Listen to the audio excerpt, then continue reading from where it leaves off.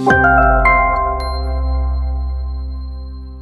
Sobat Klinik Pertamina IHC, perkenalkan saya dengan Dr. Nabila. Hari ini kita mau membahas satu topik yang lagi banyak banget nih diomongin, yaitu adalah monkeypox. Nah, sebenarnya monkeypox itu apa sih, Dok? Monkeypox itu pada sejarahnya ditemukan pada tahun 1958. Saat itu sedang ada penelitian pada monyet-monyet peliharaan. Ternyata terdapat adanya virus, makanya dinamakan virus monkeypox. Ternyata pada tahun 1970 terdapat virus monkeypox itu pada manusia juga. Artinya virus ini dapat menginfeksi ke manusia. Nah, makanya monkeypox itu dinamakan virus zoonosis karena bisa menyebabkan dari hewan ke manusia.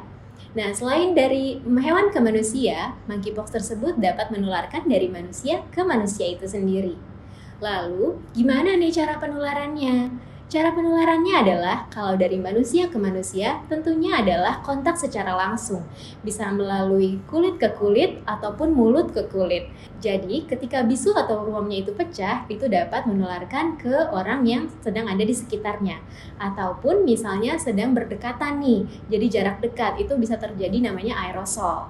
Kalau dari hewan ke manusia, gimana nih caranya? Nah, caranya itu adalah kontak secara langsung juga tentunya, atau pada hewan-hewan yang sudah mati tersebut. Makanya, penting bagi kita untuk membersihkan lingkungan sekitar supaya terbebas dari ancaman virus tersebut. Apalagi kalau misalnya di daerah tinggal kita itu sudah terdapat adanya kasus virus monkeypox. Kalau sudah kena, gejalanya apa ya, Dok? Gejalanya sama seperti virus-virus pada umumnya. Yang pertama adalah demam, sakit kepala yang hebat, pegal-pegal, badan terasa lemas, adanya pembengkakan di kelenjar getah bening seperti di leher, di ketiak, ataupun di selangkangan. Dan yang paling khas adanya ruam ataupun lesi.